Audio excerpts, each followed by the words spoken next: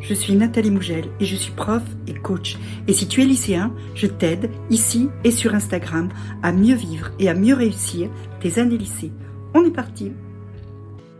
Les 5 clés de la réussite au lycée. On va voir aujourd'hui des grands principes qui vont te permettre de réussir au lycée, des grands principes qu'on développera plus tard. C'est pourquoi je t'invite vraiment à t'abonner à cette chaîne parce que on va développer tout ça au fur et à mesure des semaines qui arrivent.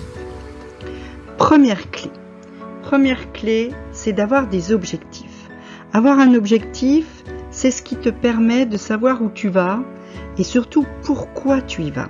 C'est ce qui va donner un sens à ton travail pendant tous ces mois. C'est ce qui, au mois de janvier, quand tu n'as plus envie, que tu es fatigué, va faire que tu vas quand même t'y mettre parce que tu sais pourquoi tu le fais. Et pour savoir pourquoi tu vas le faire, le principe, c'est de se poser des questions sur toi-même. De te demander ce que tu veux faire plus tard. D'une façon raisonnable ou moins raisonnable. Tu peux te poser la question, qu'est-ce qui te fait rêver ? Quelle est la vie que tu veux pour toi plus tard ? Et ensuite, tu vas te poser la question de savoir quelle place le lycée, quel rôle le lycée et le bac et les études après va jouer dans la possibilité pour toi d'obtenir cette vie dont tu rêves. Est-ce que pour cette vie dont tu rêves, tu as besoin de réussir au lycée, d'avoir le bac, puis de faire des études ou pas ? Si la réponse est oui, c'est très simple. Pour pouvoir avoir la vie que tu rêves, il faut que tu réussisses tes années lycée. Évidemment, si ta réponse est non, pose-toi des questions ensuite. Mais d'une façon générale, souvent la réponse va être oui, parce qu'aujourd'hui, sans un bac, voire un diplôme d'études supérieures, c'est quand même assez difficile d'avoir accès à beaucoup de métiers et de vies. Donc pose-toi toutes ces questions pour donner du sens à ce que tu fais, donner du sens à ton travail. Du coup, deuxième clé, tu dois tout de suite prendre conscience du fait que tu vas devoir travailler.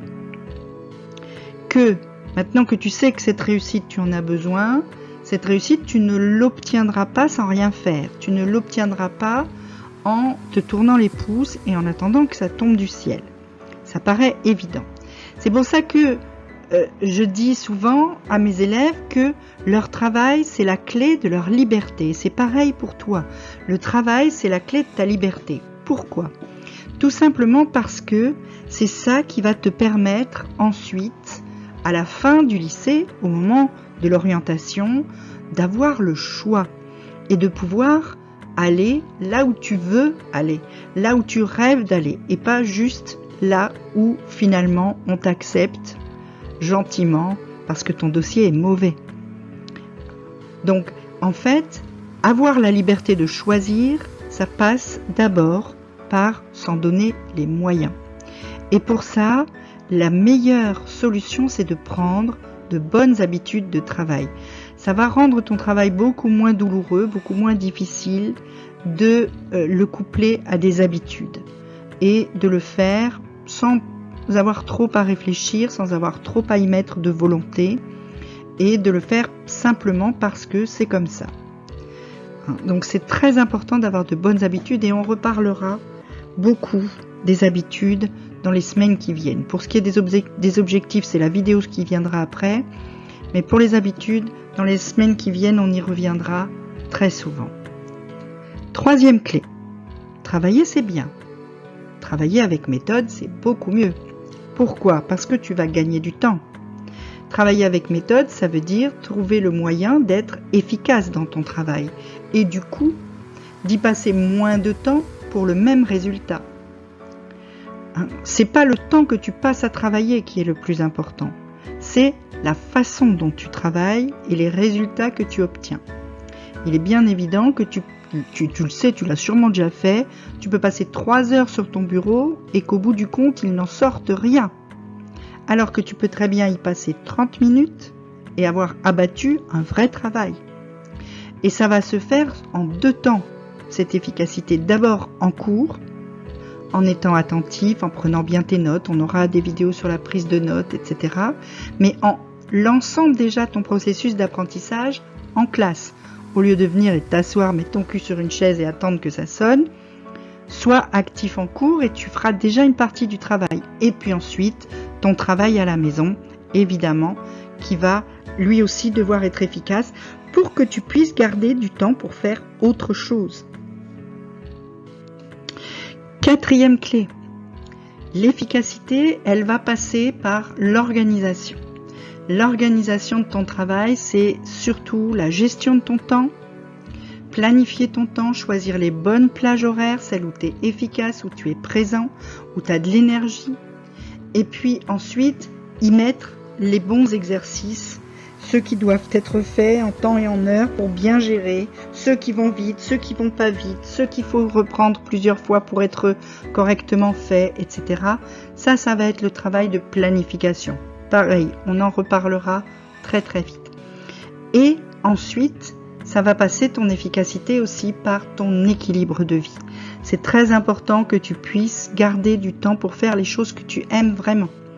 Et que tu ne passes pas ta vie à ne faire que des choses que tu dois faire, que tu es obligé de faire et qui sont peut-être à tes yeux chiantes. Si tu ne fais que des choses chiantes, tu vas vite t'arrêter. Si, une fois que les choses pénibles sont finies, tu peux aller faire les choses que tu aimes, je sais pas, tu peux aimer faire du cheval, de la photo, aller au cinéma, aller boire des verres avec tes copains, aller marcher dans la forêt, ce que tu veux, mais quelque chose que tu aimes. C'est nécessaire pour que tu tiennes sur le long terme et que tu réussisses sur le long terme, que tu gardes un équilibre de vie. Et puis enfin, 5e clé, et c'est peut-être la plus importante.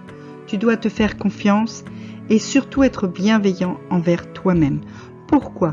Parce que tout ce parcours, quelle que soit la bonne volonté que tu aies mise dans les 4 premières clés, même si tu as beaucoup travaillé, si tu as travaillé efficacement, si tu as été bien organisé et que tout ça tu le fais dans un objectif précis, tu ne réussiras pas tout du premier coup. Personne, même pas moi, ne réussit tout du premier coup.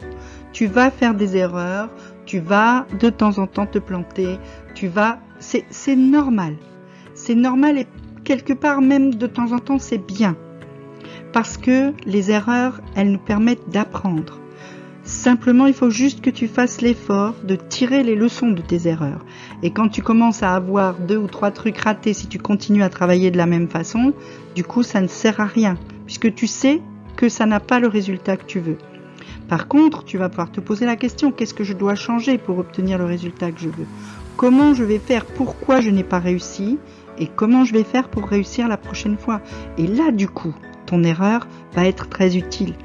Donc, sois confiant, tu vas y arriver au final, même si de temps en temps, il y a des petites embûches sur ton chemin. Et ces embûches, tu dois les prendre avec bienveillance. Tu ne dois pas commencer à te dire que tu es nul, que tu n'y arriveras jamais, tout ça. Ça, il faut bannir de ta tête. Tu n'es pas nul et tu vas y arriver. Et donc, tu dois être bienveillant envers toi-même et tirer les leçons de tes erreurs. Si tu as des questions, tu peux me les poser en commentaire, mais surtout, si tu veux continuer à avoir les bons conseils pour réussir, je t'invite à t'abonner à cette chaîne, à t'abonner sur Instagram et tu peux aussi t'abonner au mail avec le lien en description. Petit pouce bleu, petit abonnement, petite cloche.